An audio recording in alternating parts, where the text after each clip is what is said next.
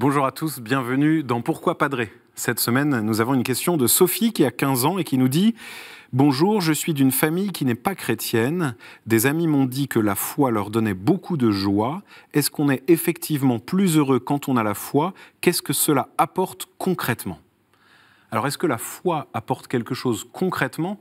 C'est plutôt spirituellement qu'elle apporte quelque chose. Et la foi, ça n'est pas quelque chose qu'on a d'une manière définitive, comme on aurait un habit, une chose, un objet qu'on détient.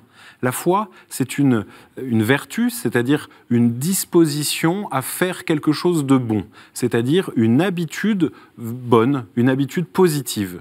Et la foi, elle va avec deux autres vertus que sont l'espérance et la charité, l'amour. Et donc, ensemble, la foi, l'espérance et l'amour nous apportent quelque chose d'essentiel qui est cette paix profonde dans notre rapport aux autres, au monde et à Dieu.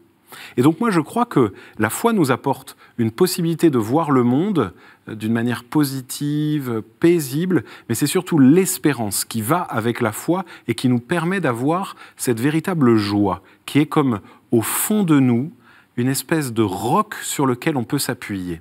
Et l'espérance, ça n'est pas une manière d'être positif à tout craint, ça n'est pas une manière d'être irréaliste parce que tout à fait optimiste sans se poser de questions. L'espérance, comme le disait Georges Bernanos, c'est le désespoir vaincu. Et donc l'espérance, c'est regarder le monde avec lucidité, en étant capable de voir le noir, de voir la négativité, les choses effrayantes et douloureuses, mais en même temps de voir que loin là-bas, derrière, il y a plus que les apparences du mal.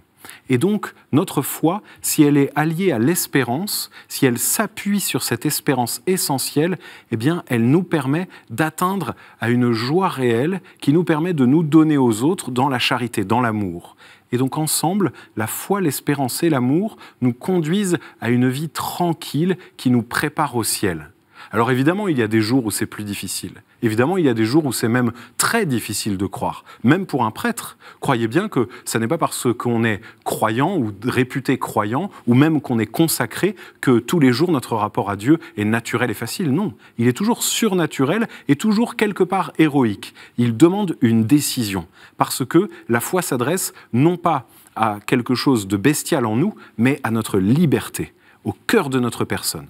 Et du coup, ça requiert un travail, ça requiert un choix, ça requiert une formation intellectuelle, une formation spirituelle et surtout la communion avec d'autres. Avoir la foi seule, ça ne marche pas.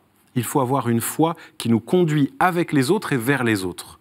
Alors, Sophie, continuez votre chemin, réfléchissez, essayez d'entendre les témoignages de vos amis. Vous avez raison d'y être sensible et regardez au fond de votre cœur si Dieu ne vous dit pas quelque chose, s'il ne vous appelle pas à le suivre.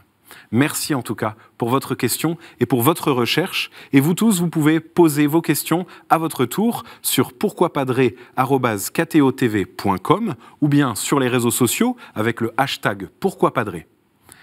À bientôt sur KTO et à bientôt sur les réseaux sociaux.